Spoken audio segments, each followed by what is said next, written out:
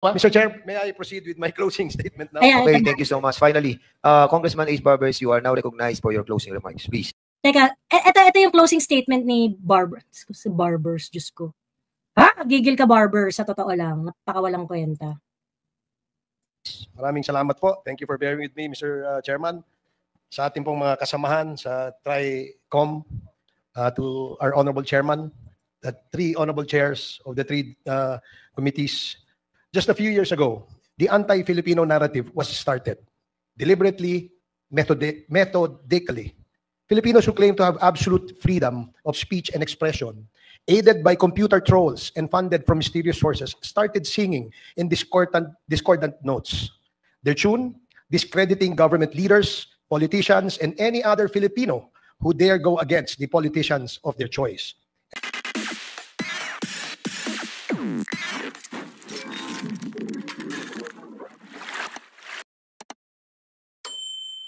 And speak against China on the matter of the West Philippine Sea. All of a sudden, the airwaves and the social media were abuzz with fake news. All of a sudden, people who have been obscure all their lives became overnight journalists, writers, expert analysts, opinion makers, and so-called influencers with little or no formal training at all in these fields. Those who had through everything they knew down the drain and inexplicably joined the chivalry. They have 2 things in common though, arrogance and gross ignorance. They bully. Takina ni Barbers. Takina ni Barbers, no? Sobrang ano niya, na parang, bakit ano, dami ng mga ganyan, mga so-called experts, hindi naman experts, bigla-bigla na lang, tapos ang ginagawa nila, naninira, ganyan-ganyan. Ba't di niyo kasi sagutin? Di ba parang yung mga mapagpanggap na influencer ay hindi na maka-influence? Kasi na-debunk nyo na. Diyos ko. Their way through, calling people who do not share their imagined facts with insulting names as if they have mental and intellectual superiority over everybody. They deliberately twisted facts or labeled them as lies while peddling their own lies with threats and arrogance to take the place of truth. As Goebbels would have it, lies repeated 1,000 times become the truth, at least to those who peddle them. There seemed to be no end in sight to their traitorous acts and claims until the TRICOM came into being and boldly held the bull by the horns. Feel niya.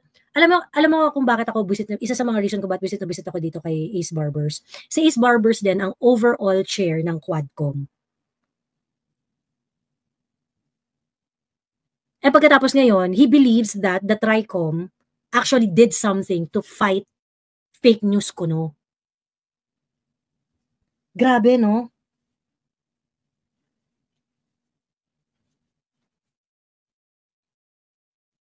Sobrang kadiri. Goebbels was their weapon. TRICOM had Newton. For every action, there is an equal opposite reaction. Ano daw? The lies have to... Alin, anong part? Ano din sabi niya? They have what? TRICOM has Newton? Ano daw? Oo, yung... Teka, ito. Sabi niya. Of the West Philippine Sea. All of a sudden, the airwaves and the social media were abuzz with fake news. All of a sudden, people who have been obscure all their lives became overnight journalists, writers, expert analysts, opinion makers, and so-called influencers with little or no formal training at all in these fields. Kasi nakakatawa, problemado si Barbers dyan eh. Yung mga influencers, ganyan, wala namang mga hindi naman yan mga trained journalist. Sino yung mga pinatawag nila sa TRICOM? SAS, PhD student. Attorney Trixie, lawyer. Ethel Pineda, doctor. Crisette Laureta Chu, editor.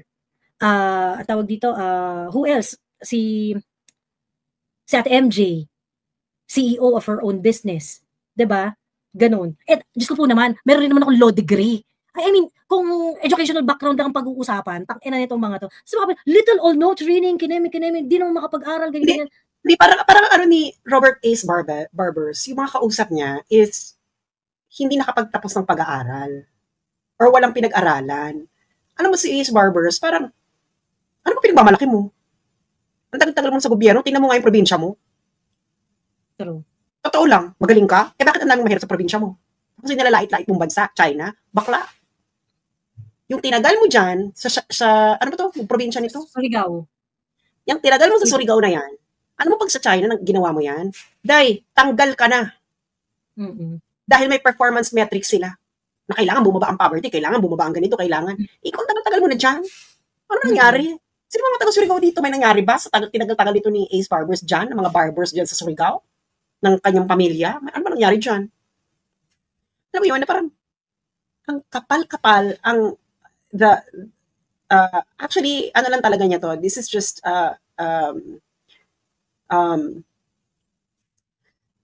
ito na naman tong mga small dick energy. Ano mo yung SDE? Ito yan eh. Alam mo yun, na parang, well, magagawa natin, siya ang nasa kapangyarihan, but the thing is, the post is mightier than the sword. Yung mga, overnight, they have been obscure all their lives. Kung hindi ka pinanganak na barbers, obscure ka rin. True. Tingin mo ba, kung hindi naging barber sa kapilyedo mo, minana mo lang yan. Yung pwesto mo, minana mo lang yan dahil barbers ka. Kung hindi ka naging barbers, walang papansin sa'yo, Yan ang totoo. Diba, nanalo ka lang sa genetic lottery ng buhay. Ang kapal-kapala ng mukha mo, you are just lucky. You were born a barbers na merong ganitong pamilya. Ano yun, masama? Masama na yung tao na kilala mula sa obscurity, umahon siya. Kung ganun pala, lahat pala ng scientists dapat itapon natin kasi buong buhay nila, obscure sila eh. Obscure sila eh. Einstein was a clerk. Obscure siya buong buhay niya. Hanggang he had that stroke of brilliance. Mayaman ng Surigao sa HIV cases. Di ba? So hanggang lahat naman nagagaling sa obscurity. Ikaw lang hindi ka nanggaling sa obscurity kasi minana mo yung pangalan mo. Kung makalapit, obscure all their lives. Bakit meron bang pinanganak na sikat kagad? Meron, siguro si Prince William at si Prince Harry. Oo. Siguro si Prince William at si Prince Harry.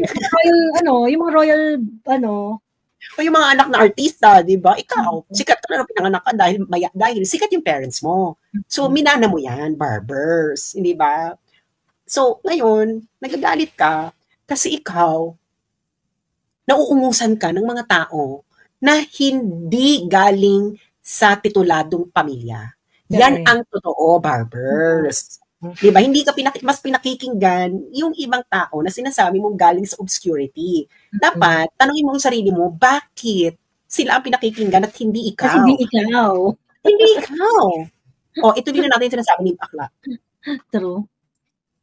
Those who had through everything, they knew down the drain and inexplicably joined the chivalry. They have two things in common though, arrogance and gross ignorance. They bully their way through, calling people who do not share their imagined facts with insulting names, as if they have mental and intellectual superiority over everybody.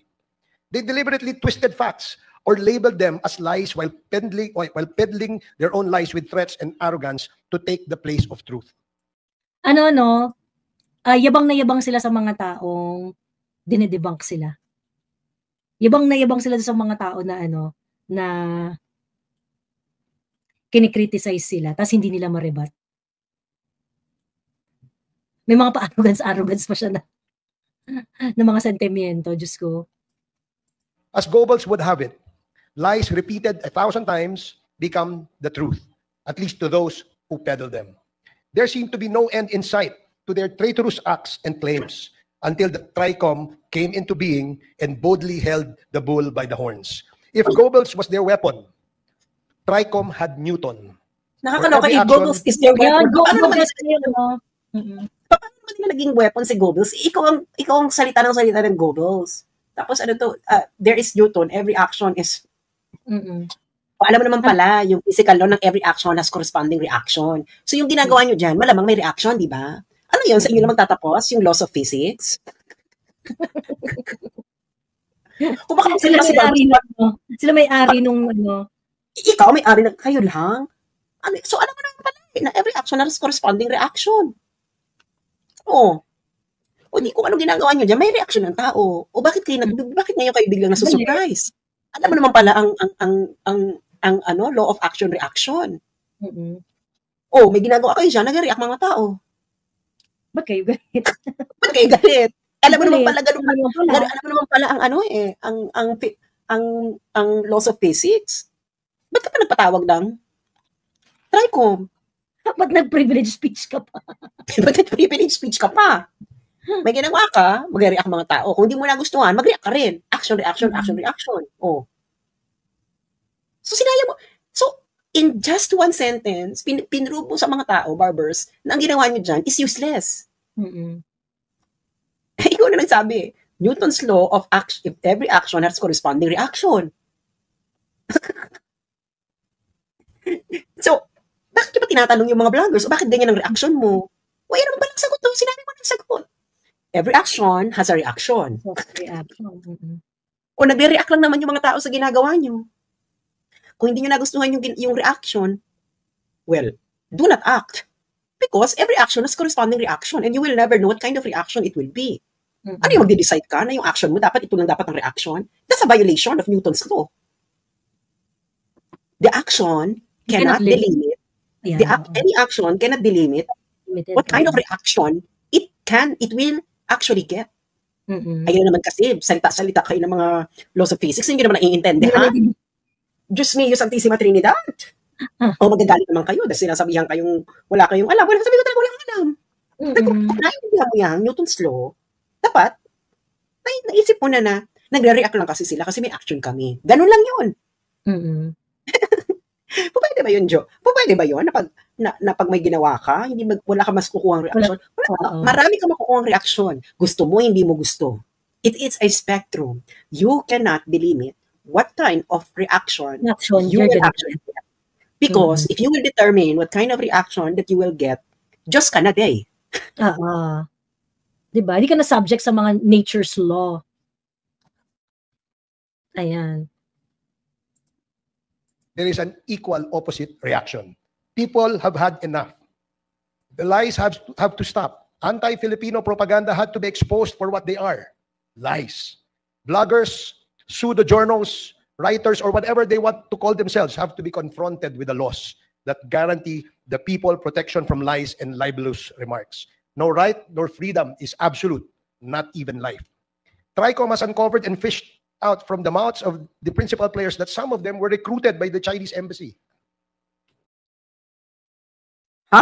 Hindi ko alam, baliw na si Barbers dyan eh. Yan yung part na yan na parang gigil na ako kay Barbers. Parang, ano nito? Anong sinasabi nito? Sino recruit? Sino nagsabi ni recruit? Sa China.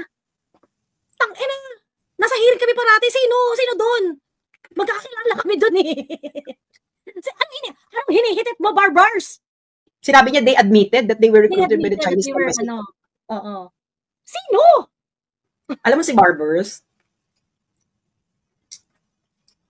Kakaiba si Barbers, no? Mm-hmm. Masyado na siyang ito yung problem, no? Whoever trusted Barbers that he can actually pull off itong TRICOM at saka yung Quadcom. Kung sinong bumata dito kay Barbers na, sige pre, gawin mo to, ito, ano mo ha. Ganyan. Luging-lugi kayo. Luging-lugi kayo kay Barbers. At tambi ko, ikaw ang nagbayad kay Barbers para dyan sa TRICOM at saka sa Quadcom. Lugi ka. Nag-hallucinate, oh. Meron daw silang napaamin na vlogger na naka-receive ng nirecruit ng China. Ano yun? Diba? Sent to China and trained in propaganda tactics aimed at influencing public discourse on crucial national issues. Alarmingly, this includes... I think ang pinaparinggan niya dyan si Attorney Trixie. Kasi di ba kanina yung pinakita ko sa inyong video? Yung yes, I went to China, fully paid by the state of China. Yun yung inaano niya, pinaparinggan niya. Shaping narratives around the West Philippine Sea to favor China's territorial claims. They were funded by China. Question is this a patriotic act? You tell me. Sa mahabang panahon, Mr. Chairman, binabastos nila ang mga politiko na lumalaban sa China at hindi kaalyado ng politikong sinusuportahan nila na nagtatanggol naman sa China. Binabatikos nila ang mga opisyal ng pamahalaan na lumalaban sa China sa usapin ng West Philippine Sea. Wala na Minumura yan. nila at tinatawag ng kung ano-ano ang mga tinuturing nilang kaaway, politiko man o opisyal na nagsusulong ng interes ng mga Pilipino at ng ating bayan. At nang sila na nga ay inimbitahan ng TRICOM. Ano ang sinabi nila? Panggigipit daw sa kanila at sa kanilang karapatang magpahayag ng kanilang opinyon. Lubhang nakakatawa, Mr. Chairman, na ang mga nag-umpisang maghasik ng kasinungalingan ay biglang nagtago sa likod ng maling paniniwalang meron silang karapatan na hindi mapipigilan ng kahit na anong batas. Ano ang nangyari? Di ko, tanga nito ni Barbers, no? Ito sa total napansin ko to sa TRICOM, lagi na silang sabi na freedom of speech is not absolute. No one claimed that freedom of speech is absolute. Tapos paulit-ulit kayo, ikaw Barbers at yung mga kasama mo, kung sino mo nag-feed sa'yo, paulit-ulit kayo na parang hindi naman absolute ang freedom of speech. Sino ba nagkiklaim kasi niyan? Na absolute yung freedom of speech? Nagtatago kayo sa maling paniniwala ninyo na ang freedom of speech ay absolute. Sinong gumamit niyang rason na yan? Kasi ikaw Barbers, ilang araw ka na nga lang congressman, pinili mo pa talagang magsinungaling. Pinili mo pa talagang manloko ng Pilipino. Diyos ko. Alam mo, ang papalit dito kay Barbers is yung asawa niya eh. And I do not know kung kung paano mag-fair yung asawa ni Ace Barber sa Congress. Diyos ko. And this is the problem in the entire TRICOM hearing. Meron silang mga presumption na ginagamit. Gagamitin nila laban sa mga Duterte-aligned vloggers doon. At i-assume nila na yun yung posisyon namin. Like for example, they will keep on saying na, kayo mga vloggers, kayo mga ganyan-ganyan, sa mga live ninyo, ganyan-ganyan. Di syempre, si Chrisette. Sige to, hindi mo na ako nagla-live bakit ako kasama dito? And they are going to, parang they're going to apply certain idea across the board sa mga vloggers. Tamad kasi sila eh. Hindi naman nila kami kinilala lahat eh. Hindi naman nila pinrofile lahat ng mga 40 vloggers na kinuha nila eh. It's just a list given to them by their hired vloggers, okay? Yung mga vloggers na bayad ng HOR. Sila yung naglista ng 40 vloggers na yan. Yung 40 vloggers na yan, hindi nila yan kilala. In fact, a while ago, I confirmed through Dan Fernandez. Sabi niya, hindi ba? So, ibig sabihin, tapos yung mga tipong parang yung mga China narrative, China MM, ganyan-ganyan. May nagsabi na, actually, hindi naman po ako nagko-comment tungkol sa international relations kasi wala naman po akong alam dyan eh. Wala po akong comment sa China at sa West Philippine Sea, ganyan-ganyan. Ganun ba? Wala ba? Ganun. So, ibig sabihin na generalize lang. Kayo sa TRICOM, hindi nyo naman kami pinrofile isa-isa. Siguro meron kayong nakita na content creator na nagko-content about international relations. You felt na lahat, ganun yung content. Merong mga nagko-content na ang tawag dito na sabihin na natin na yung iba nga kasi maraming mga writers na sinama nila dun sa 40 na hindi naman talaga nagva-vlog. Na hindi naman talaga nagva-vlog, walang YouTube channel, walang ganyan. Pero kaming lahat pala, kaming lahat ng mga vloggers doon, tinitreat ninyo as if, hindi kayo mga influencer kayo sa mga live ninyo, ganyan-ganyan. Inatado nyo na kaming lahat. So, sa 40 na yan, tinatamaan kami ng iba't ibang ligaw na bala dahil hindi naman inaral nila Ace Barbers ang dapat na trabaho nila. Na alamin talaga kung ano yung mga content ng mga 40 vloggers na yun. Ayun. Napahiya sila nang hindi sila kinatigan ng Korte Suprema. Ito pa fake news pa nitong putang inang to. Napahiya sila na hindi sila kinatigan ng Korte Suprema. Hindi ka rin kinatigan ng Korte Suprema. Hindi rin kayo kinatigan ng Korte Suprema. Walang aksyon ng Korte Suprema, Ace Barbers. Pinatitigil nila ang TRICOM sa pag-iimbestiga sa kanila, subalit sila ay ayaw tumigil sa patuloy na pambabastos sa mga personalidad na ayaw nila. Kung kayo ay mga Pilipino at nagmamahal sa bayan at hindi sa salapi, bakit hindi ninyo suportahan ang laban ng bayan sa West Philippine Sea?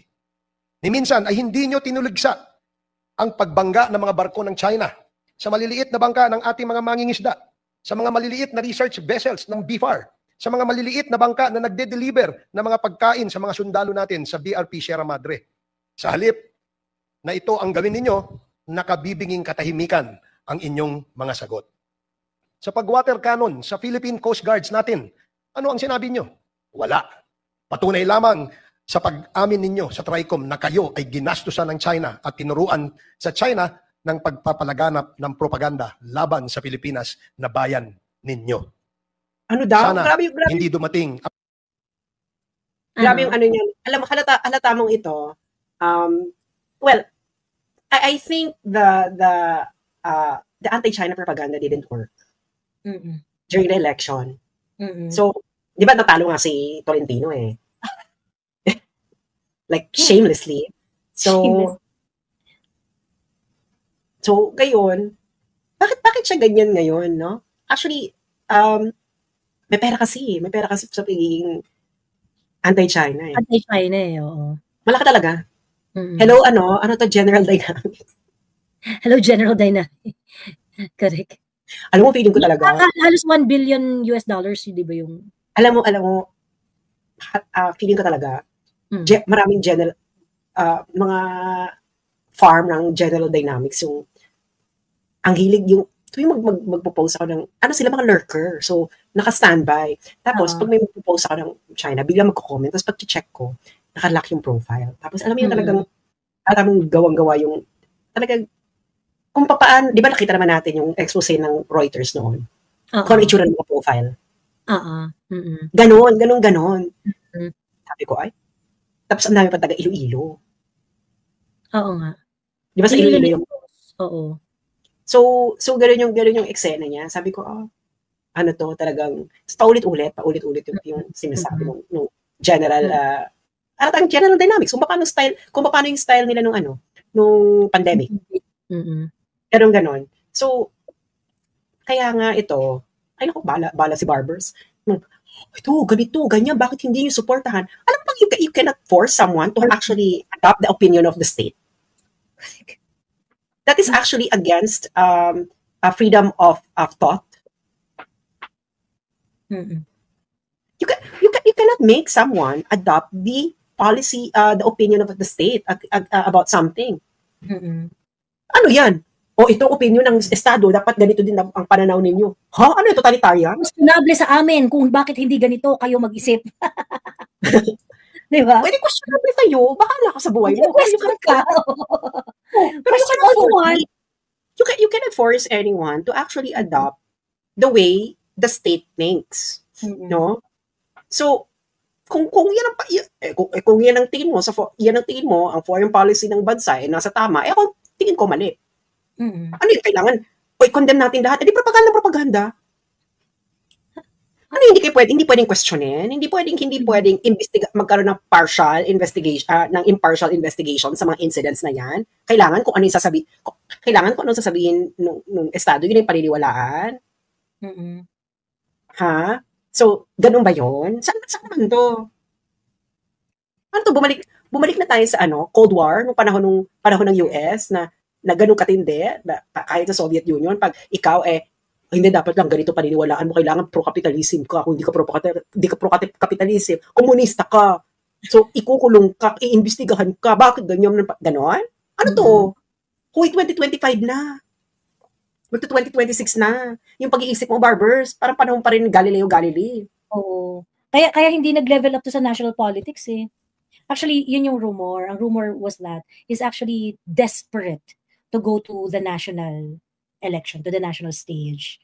But and that is why he is doing everything like handling the like what I said earlier, no. Si Barbers ang overall chair ng Quadcom, and he is also a co-chair dito sa TRICOM.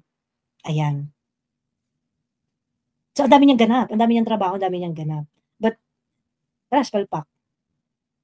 Ayun, kaya never ka mapupunta sa national stage, Barbers, kasi palpak ka eh. Palpak ka. Palpak tong sumabog sa mga pagmumukha ninyo, itong TRICOM. Diba? Di ba nakatulong sa inyo yan? Ayun. So anyway, tuloy natin tong video ni Ang panahon na baliktarin kayo ng mga bagong amo ninyo at ikulong kayo at parusahan at sabihin kayo ay mga spies ng Pilipinas. Ang sinabi pa ninyo, nung kayo ay tinatanong sa pagpapakalat ninyo ng fake news, ay maaaring fake news ngayon, bukas totoo. At ito nga ay halintulad pa ninyo kay Galileo.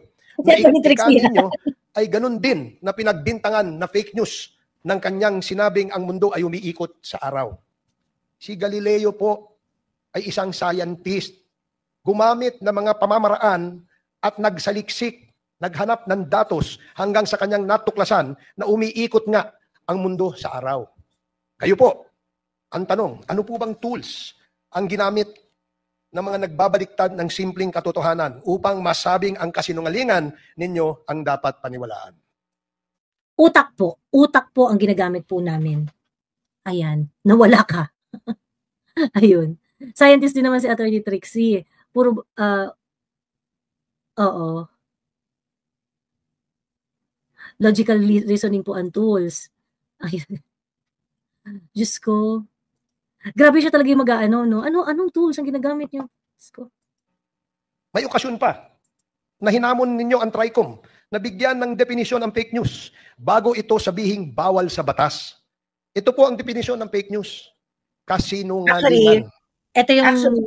Actually, mali din si Galileo. Ikaw, Barbers, wala ka talaga alam sa science. Earth doesn't revolve around the sun.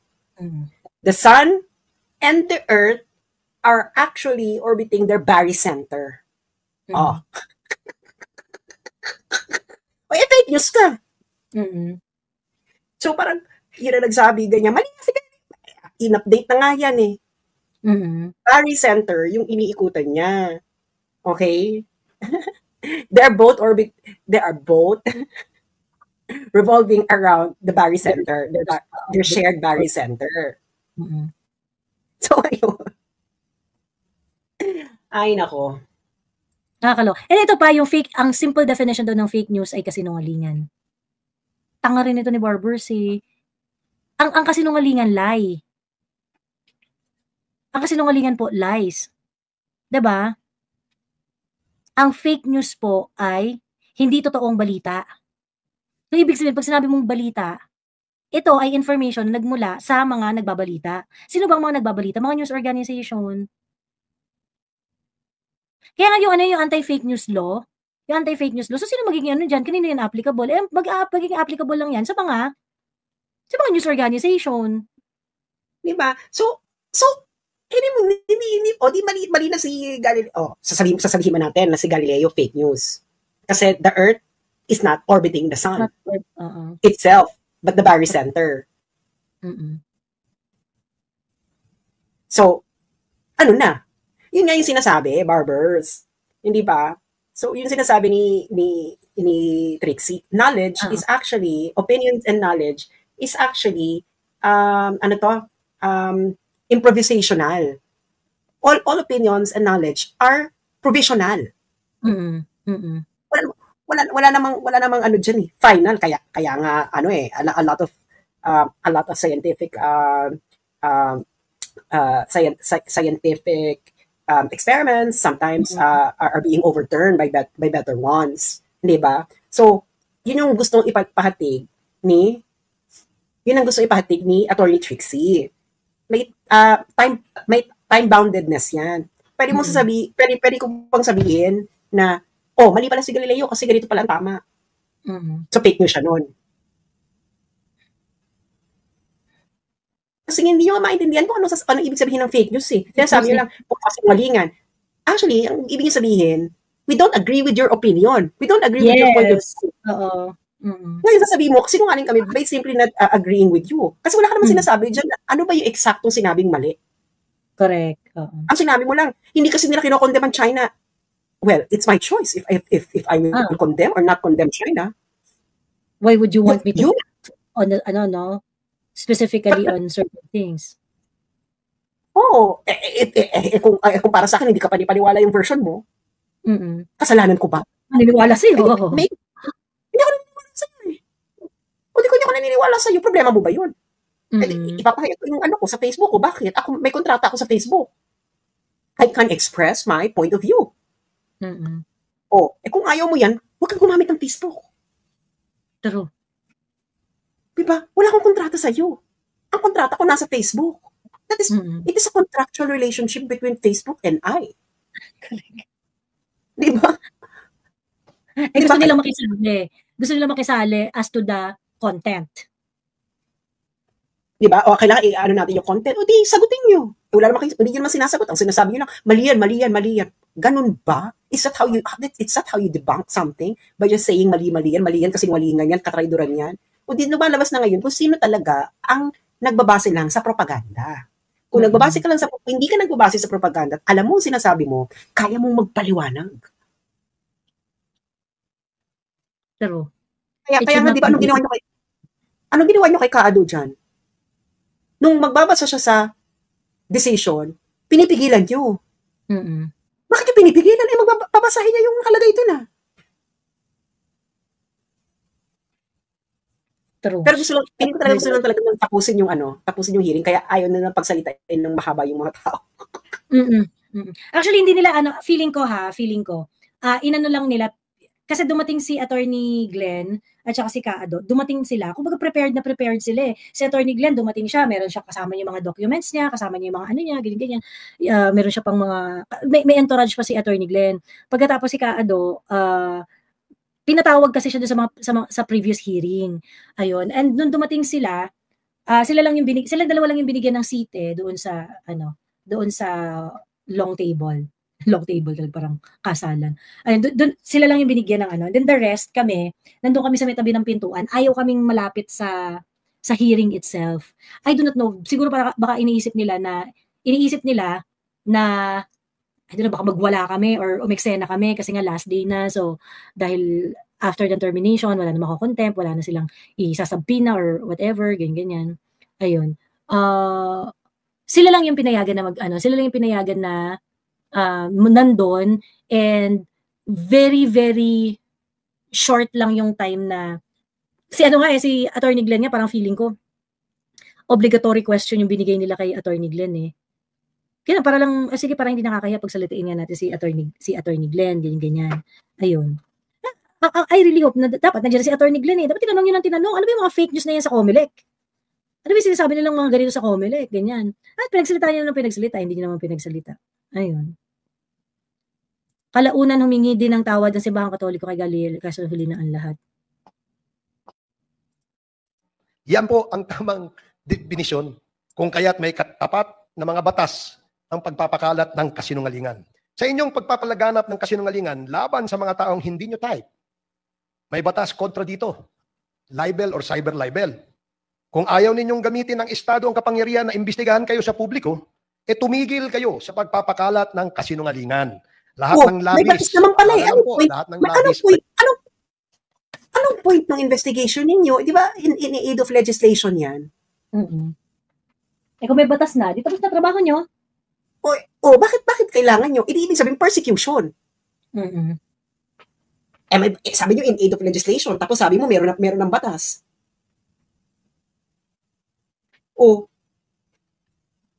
Di ba? True. Diyos ko.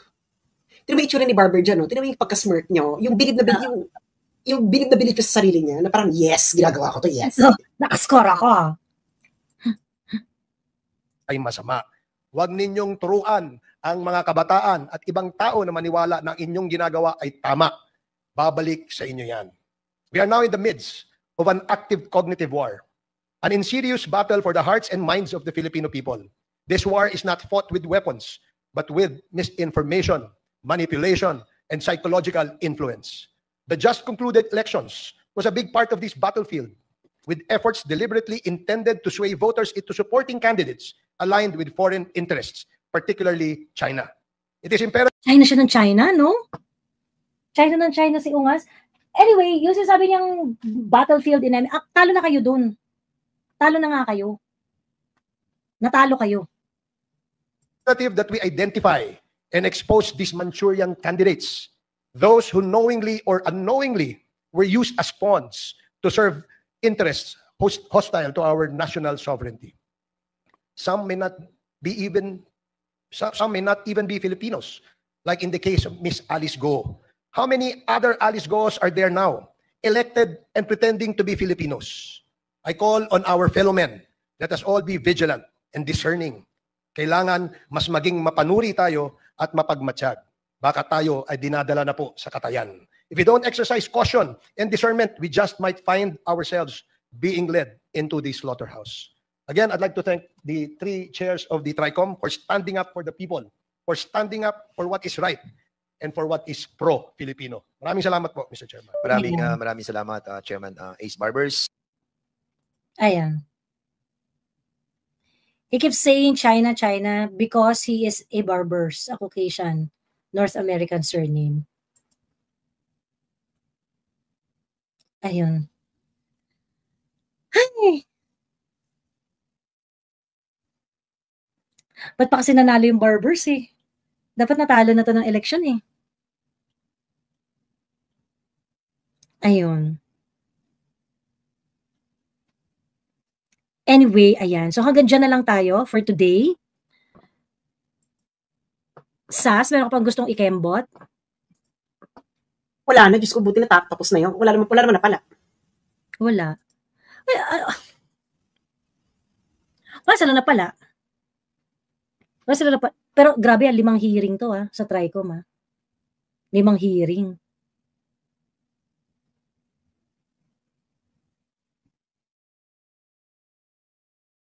Tapos, nung parang nagpa-picture kami, meron palang nagsabi, hindi ko lang na-pinpoint kung sino, pero parang feeling ko si Paulo Ortega eh. Sabi niya ganun, vloggers, gano'n. Diba, nagpapa-picture kami kay Paduano. Merong gumaganon. So, tatawa lang ako. So, kayo tinutukoy nito. Nakatulong si Abante sa sobrang boring po ng hearing, nakita niyo po. Hanggang doon lang daw ang bayad sa kanila, kaya walang kwentang hearing. Ayun. Basta ipasok natin si Kifi 2028 sa Kongreso. Gusto nga raw niya president. What law they crafted? Well, may final si Geraldine Roman. Pero yan si Geraldine Roman, may ginawang katarantaduhan yan eh. Sana mailabas na sooner or later yung ginawang katarantaduhan nito ni Geraldine. I have zero respect on Geraldine Roman. Saan? Ginawa niya saan? Teka, hindi ko kasi pwedeng sabihin pa kasi parang hindi naman ako yung involved. Sa private chat, Sas? Asa na? Ito.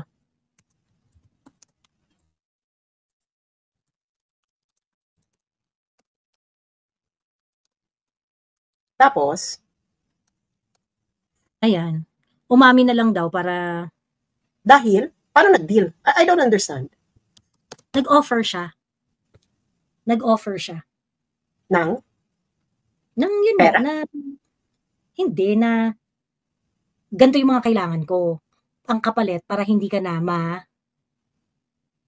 Bakit kailangan niya? I don't know. Pero isa siya sa mga active dito sa TRICOM eh. Tapos siya yung lumamas-lamas. Siyempre, hindi pumayag yung kausap niya. Gagaba siya. Ang sa akin naman, parang parang magganyan-ganyan ka. Kailan niya ginawa? Itong kasagsagan ng TRICOM. Nilapitan niya si